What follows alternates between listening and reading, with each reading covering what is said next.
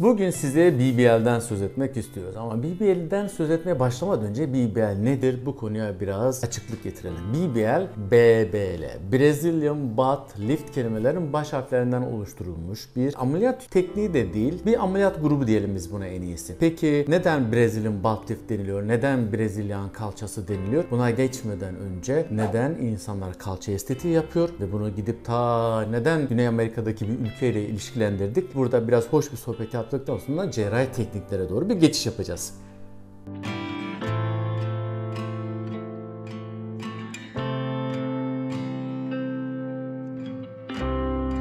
Meme estetiği ameliyatlarında ideal meme ne olmalı, güzel meme ne olmalı diye çok tartışılmış. Bununla ilgili bir sürü yayınlar var. Hatta ciddi klinik çalışmalar, ölçümler yapıldıktan sonra bir memenin bir vücutta ideali ne olması gerektiği ile ilgili bir sürü kavramlar üretilmiş. Bu kavramların dışında birçok uygulama yapılabiliyor. Hastanın gereğinden fazla çok büyük ya da gereğinden çok daha küçük meme talepleri olabiliyor ve bunların hepsi bu literatür çalışmalarının dışında kalan memeler. Ama tabii ki sonuçta önemli olan hastanın ne beklediğidir. Peki buradan popoya gelelim. Popo da ideal bir popo ne olması gerektiği konusunda meme kadar çok çalışma maalesef yapılmamış. Ama genel kavram olarak nedir? Bir bel oyuntusunun ortaya çıkması ve basenlerde hafif bir kavisin olması ve poponun arka kubbesinin bir oval şekilde duruyor olması estetik anlamda kabul edilen ve istenilen bir şey. Sosyal medya günümüzün iletişim araçlarının tabii göz bebeği ama maalesef insanların beklentilerini, insanların davranışlarını, insanların cerrahi seçimleri konusunda yanıltıcı olabiliyor. Bir takım rol modellerin peşinden gidildiği zaman bütün bu kavramların hepsi bir tarafa atılabiliyor maalesef. Ondan sonra dışarıda baktığınız zaman sadece tek başına yürüyen popolar görebiliyorsunuz ya da sınırlarından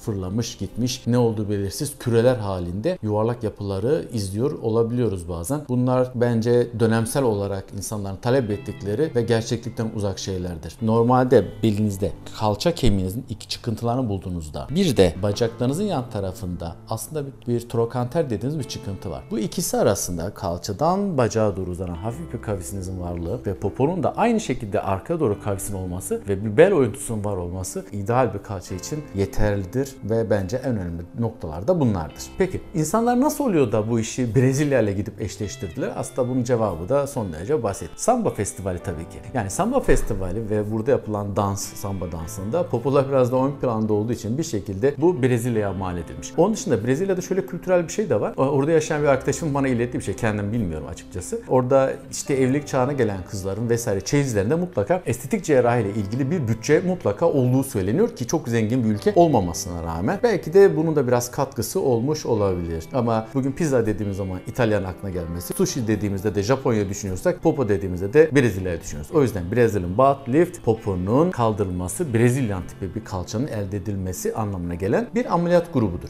Bir ameliyat grubudur diyorum ama insanlar genellikle Brazilian Butt Lift yani BBL ameliyatını popoya yağ enjeksiyonu olarak biliyorlar. Neden? En çok yapılan yöntem aslında bu. Biraz da o yüzden BBL eşittir popoya yağ enjeksiyonu şeklinde bir algı var ortada ama aslında bu doğru değildir. Peki bir popo nasıl şekillendirir? Bir popoyu nasıl bir Brezilyan poposu haline getirilir? Bununla ilgili yöntemler nelerdir? Artık bu teknik konulara girmeye başlayalım. BBL yapmak için yöntemlerden bir tanesi ki bu benim en sevmediğim ve asla tavsiye etmediğim şeydir. Sentetik dolgularla BBL. Ne demek bu? Piyasada çok değişik dolgular var. Bunların bazıları toplatıldı, bazıları yeni çıktı piyasaya, bazıları uzun süredir kullanılıyor ve kullanılmaya devam edecek gibi ama sonuçta bunlar fabrikada üretilmiş ve daha sonra poponuza şekil vermek üzere enjekte edilen yabancı materyallerdir. Bunlar arasında en masumu gene hyaluronik asittir. Hyaluronik asit hani bu dudak dolgusunda, yanak dolgusunda kullandığımız malzemenin bizzat kendisidir. Biraz daha moleküler olarak sert bir yapıda olanında popoda kullanılabiliyor.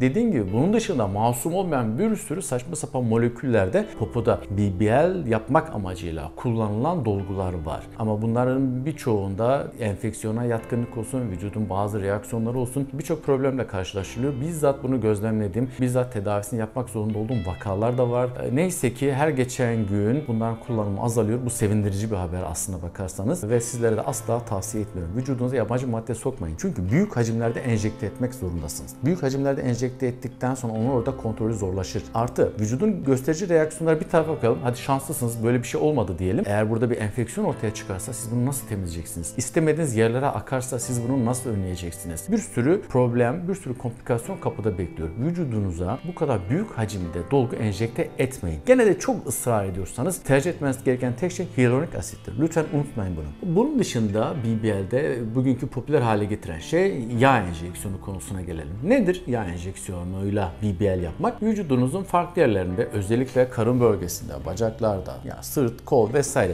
nereye isterseniz bu yağlar toplandıktan sonra popoya enjekte ederek popoya hacim katılıyor. Aslında teorisi çok güzel. Bir yerlerden yağlarınızı kaybediyorsunuz, istemediğiniz yerlerden aldırıyorsunuz ve istediğiniz yere transfer ediyorsunuz. Teorisi son derece güzel. Ama sizin yağınız varsa, yağınız yoksa bu yöntem sizin için uygulanamaz. Bazı hastalara geliyor, yağlarımı alıp popoya enjekte etmek istiyorum. Hastaya baktığınız zaman toplamdaki yağ bir avuç kadar etmiyor ve bunların popoya enjekte edilerek BBL elde edeceğini zannedebiliyor. Bu değerlendirmenin çok iyi yapılması lazım. Her hasta BBL için uygun değildir. Bu bir. İkincisi, yağların asimetrik erimesi. Çünkü enjekte edilen her yağ orada sonsuza kadar yaşamayacak. Ve bir kısmı eriyecek. Erirken de homojen erimesi lazım ki popo şekli bozulmasın. Peki siz bunu nasıl sağlayacaksınız? Farklı bölgelerden alınan yağlarınızın farklı yaşama özellikleri vardır. Farklı tutunabilme özelliği vardır. O yüzden bunların hepsinin bir havuzda birikip havuzun karıştırılıp homojen hale getirildikten sonra enjekte edilmesi gerekiyor. Popoya yağ enjeksiyonunda da çok önemli bir problem var. Bakın Amerika'da FDA'nin en son istatistikleri doğrultusunda Amerika'da estetik cerrahiye bağlı en çok ölümler arasına artık BBL girmiş durumdadır.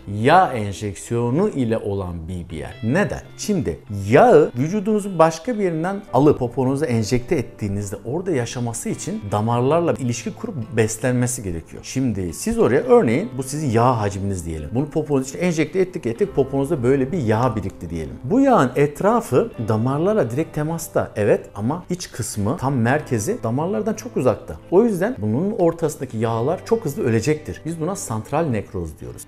Bunun olmaması için ne yapmak lazım demek? Bu kadar kalın hacimlerde değil. Daha ince bunu popoya yaymak lazım. Ama siz de büyük bir popo istiyorsunuz. Büyük bir hacim istiyorsunuz. Ben de bunu ince yaydım. O zaman ne olacak? Birden fazla katmana ince yaymam gerekiyor bunu. Yukarıdan başladığınız zaman derinizin altı, derin yağ tabakası ve burada artık poponun kasları başlıyor. Bu kasların içine de enjeksiyon, hatta kasların arasına da enjeksiyon yapılıyor. Ve problemler de işte tam burada başlıyor. Çünkü popo kasının içinde ve popo kaslarının arasında çok önemli ve geniş çaplı damarlar var. Bu damarlara işlem sırasında yanlışlıkla yağ enjeksiyon yapılabilir. Bir de yüksek basınçla, yüksek miktarda yağı siz zorla gönderdiğinizde yaralanmış bir damarın gidip içine o yağ geçebilir. Eğer sizin vasküler sisteminizde bu yağ girerse buradan dolaşımınızdan artık kalbe giderse, kalp krizleriniz, beyine giderse, embolileriniz akciğere giderse, yani nereye giderse orada bir sistemik problemi neden olabilir ve ciddi anlamda hayati risk de taşıyabilir. Öyleyse BBL yaparken de abartmadan, kasınızın içine girmeden daha yüzeyde kalmanız gerekiyor. Bazı yöntemler geliştirilmeye çalışılıyor. İşte ameliyat sırasında bazı Doppler cihazları kullanarak damarların yerini tespit edip onlardan uzak durarak bu enjeksiyonlar yapılmaya çalışılıyor ama hala yüksek risk içermektedir. Lütfen bu konuyu çok iyi düşünün. Yağınız yok diyelim ya da yağla ilgili korkularınız var. Ne yapacaksınız? Diğer seçeneğe geçelim ki bu bizim çok sevdiğimiz seçeneklerden bir tanesidir. Popo implantı. Ne demek popo implantı? Popoya silikon bir implantın yerleştirilmesidir. Mesela bu memede kullanılan bir protez çeşididir. Bu da popoya kullanılan bir protez çeşididir. Yapı olarak dokunduğumuzda meme daha yumuşak, popo biraz daha yoğun, biraz daha serttir. Şu dıştaki ya görüntüsünün rengine bakmayın. Bu kabuk yapısı değişik markalarda, değişik şekillerde olabilir. Bu da gördüğünüz gibi yuvarlak çeşitleri vardır. Bunun bazen anatomik olanları vardır ki onları çok tercih etmiyorum ben. Çünkü çok kayabilirler. Bir de popoyu armut gibi gösteriyor. Popo ovalini tam sağlamıyor. Bir de bunun bir konkav, iki tarafı oval olanları var. Texture dediğimiz şu dış kabuğundaki yapısı değişik olan birkaç çeşidi var. Var da var. Bu konuda siz seçimden ziyade beğendiğiniz popo şeklini doktorunuza söyleyerek popo implantında doğru implantın seçimine yardımcı olabilirsiniz.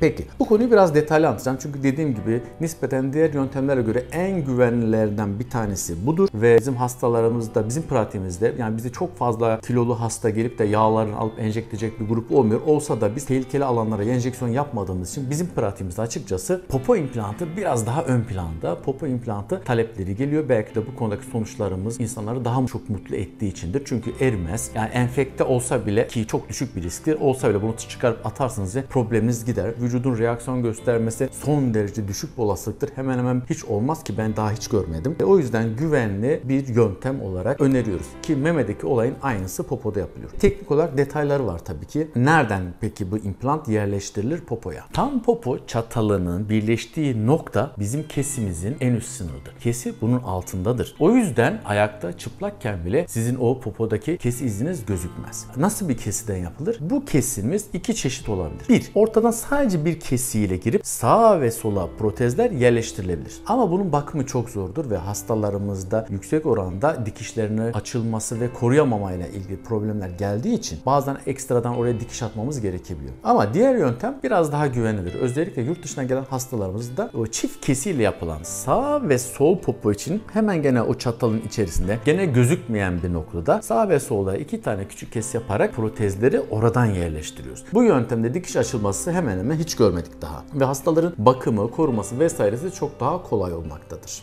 Kesi yöntemimizi vesaire de seçtik, planımızı yaptık, ameliyatımıza başladık. Peki bu protezi biz nereye koyacağız? Hani meme ameliyatlarında deriz ya, kas üstü, kas altı vesaire ya da kasın zarının altına gibi değişik yöntemler vardır. Popoda bunu kesinlikle kasın üstüne koyamazsınız. Kasın zarının altı da olmaz. Bunu kasın içerisinde ya da kasın altında bir cep açarak kasın içine ya da kasın altına yerleştirmek zorundasınız. Neden? Eğer bunu sadece kasın üzerinde popo, deri, kas ve arasına bunu koyarsanız protez ağırlığıyla bir süre sonra popo deriniz sarkmaya başlar. YouTube'da bazı çok iğrenç görüntüler var. Kişi kendi poposunun içerisinde implantını çevirebiliyor hatta. Görmüşsünüzdür çünkü çok meşhur bir video. Doğrudur. Buna benzer bir vakayı ben de gördüm. Kasın üstüne koyduğunuz zaman böyle bir komplikasyonda karşılaşma ihtimali son derece yüksektir. Hele ki deride bir de gevşekse, yani popoda bir kaldırma işlemi, popoya gluteal lifting yapılmadıysa o sarkmalar ve protezin içeride boşluk içerisinde döndüğünü çok rahat görürsünüz. Kötü bir duruş olmaması gerekiyor. Ya bu protezin popo içinde de dönmemesi lazım. Oval bir popo oluşacağına şöyle saçma bir popo görüntüsünü elde edebilirsiniz. Evet, popo protezinden de söz ettik. Şimdi peki bir diğer Brazilian butt lift tekniği ne olabilir? Sarkık popolarda. Poponuzun hacmi var. Aslında dokunuyorsunuz kendinize. Popo kaslarım çok iyi ama üzerindeki deri ve yağ sarkık diyorsunuz. Eğer böyleyse, hele ki poponun bacağı katlandığı yerde eğer bir katlantı hissediyorsanız, orada bir katlantınız varsa popo kaldırma ihtiyacınız olabilir. Hele ki poponuzu tutup kendiniz yukarı doğru kaldırabiliyorsanız ayaktayken, o zaman o deriyi bu kadar hareket ettirebiliyorsanız popo kaldırma ihtiyacınız var demektir. Şimdi bu durumda karşımıza iki tane seçenek çıkar. Bunlardan bir tanesi klasik popo kaldırma ameliyatı. Yani gluteal lifting. Ne demek o? Hani karın germelerde biz fazla olan deriyi çıkartıp kesip atıp tamamen karnı geriyoruz ya. Siz poponuzu kaldırdığınızda ne kadar üstte deri fazlanız varsa, yağlı deri, sadece o deri fazlası çıkartılır ve popo yukarı kaldırarak dikilebilir.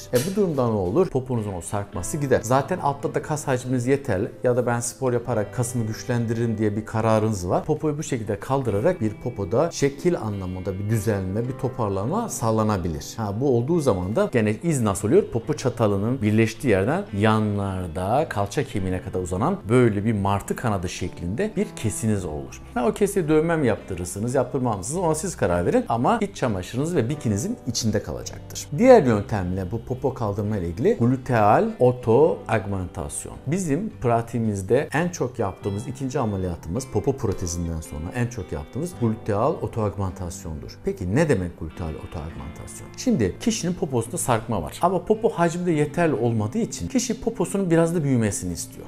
O zaman ne olacak? Hani dedim ya, poponuz üzerinde kaldırdığınızda bir doku var. Bu doku normalde çöpe gidecek. Klasik yöntem zaten budur. Bizim yöntemimizde bu dokuyu çöpe atmıyoruz. Bu dokuyu biz poponun içine katlayarak bir hacim oluşturuyoruz. Çöpe gitmeyecek. Aslında katlama tam da bir ikiye bükme şeklinde değil ama şu an anlatması pratik olsun diye bu şekilde anlatıyorum. Teknik detaya girmemek adına. Oradaki dokuyu tamamen poponun içerisine gömerek, hiç çöpe atmayarak hem poponuzu kaldırmış oluruz ve o dokunun üzerinden kaldırdığımız için de poponuza bir ovallik katarız. O yüzden otoagmentasyon kendi kendine augmente, büyüme anlamına gelir. Gluteal otoagmentasyonda böyle güzel, şahsına münhasır bir ameliyat tekniğidir. Elbette şimdi farklı yöntemler saydım ama bu yöntemlerin kombinasyonları da yapılabiliyor. Ne bileyim, kişide tam popo zayıf, sarkması var ama içine katlasanız bile hacim çok yetersiz kalacak. Yani gluteal otoagmentasyon yapsak bile hacim yetersiz kalacak. O zaman ne olur? Hem implant koyup hem de popoda kaldırma işlemini birlikte yapabiliriz. Ya da poponun hacmini bir şekilde implantla yaptık. Aldığımız yağları, basenli çok eksik diyelim, yan taraflarda çukurları vardır. Yan tarafı bir basen oluşturmak için enjekte edebiliriz.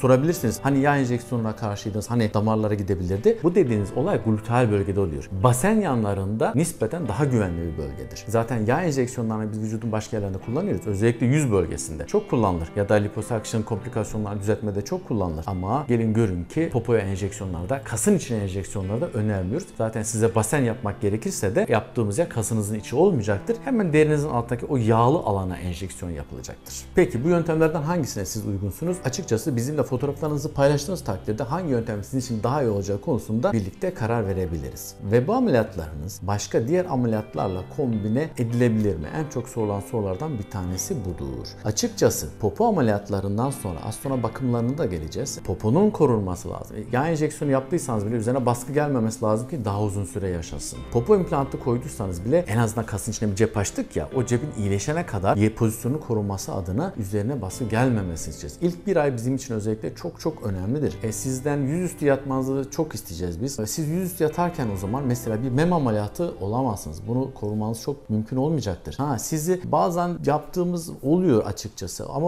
bu hastalarda ne yapıyoruz? Popoya baskı gelmeyecek şekilde belinin altına yastıklar koyarak popo yukarıda ve memeyi de aynı zamanda korumaya çalışıyoruz. Yaptık mı? Evet yaptık ama inanılmaz derece hastayı zorlayan bir şey. Bunu anlatmamıza rağmen isteyen hastalarımız oluyor ama lütfen bu konuyu çok iyi düşünün. Bizim tercihimiz ameliyatları, vücudun ön yüzü ve arka yüzündeki ameliyatları birbirinden ayırmaktır. Çünkü siz ameliyat olduğunuz bir yüzeye yatmak zorunda kalacaksınız. Bu hesabı çok iyi yapmamız lazım. Peki ameliyatımız oldu. Peki bakımları nasıl olacak? Bu hangi ameliyat olduğunuza göre biraz değişmekle beraber lütfen ilk ayınızda yüzüstü yatmaya çalışın. Yüzüstü yatmak protezinizi yerinde koruyacağı gibi yağlarınızı da basınçtan koruyacağı için. Çünkü basınç altından yağlarınızın erime oranı artar. Bir de düşünün, yağlı bir doku, siz poponuz eğer yatağınıza basıyorsa o yağ yanlara doğru kayma eğilimine geçer. Bunun için değişik yöntemler var. Ne bileyim, ortasında delik olan yataklar kullanılıyor ama uykuda ne kadar kendinize hakim olabilirsiniz ayrı bir soru. Onun dışında oturma problemi. Eğer yağ enjeksiyonu yapıldıysanız BBL yastıkları son derece idealdir. BBL yastıklarına oturarak poponuzun arka kısmında yağlarınızı baskıdan koruyabilirsiniz. Ama implantta da oturmanın kendisi problem. Neden? Çünkü oturduğunuzda siz 90 derecesiniz. 90 derece oturuyorsunuz. 90 derece ne demek? Sizin gluteus maximus, arkadaki kasınızın gerilmesi demek. Tam o kasın içinde de sizin implantınız var. O implantı zorlamamak lazım. Zorlamayacaksınız ki onun konulduğu ideal yerde, ki bir yere kaçması son derece zordur. Kaçmaz ama sonuçta o kesirler üzerine baskı yapıp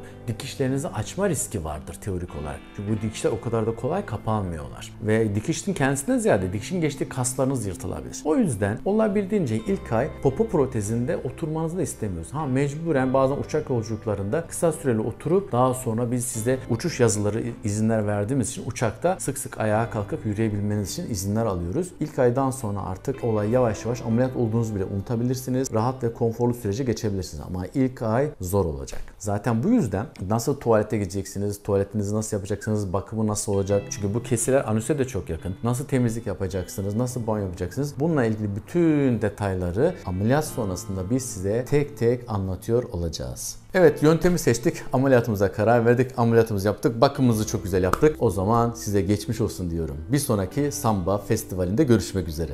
Unutmadan tabii ki lütfen buraya ya da şurada bir yerlerde abone olmak için bir link olacak. Lütfen tıklayın, bize destek verirsiniz, bizi motive edersiniz, çok da mutlu oluruz.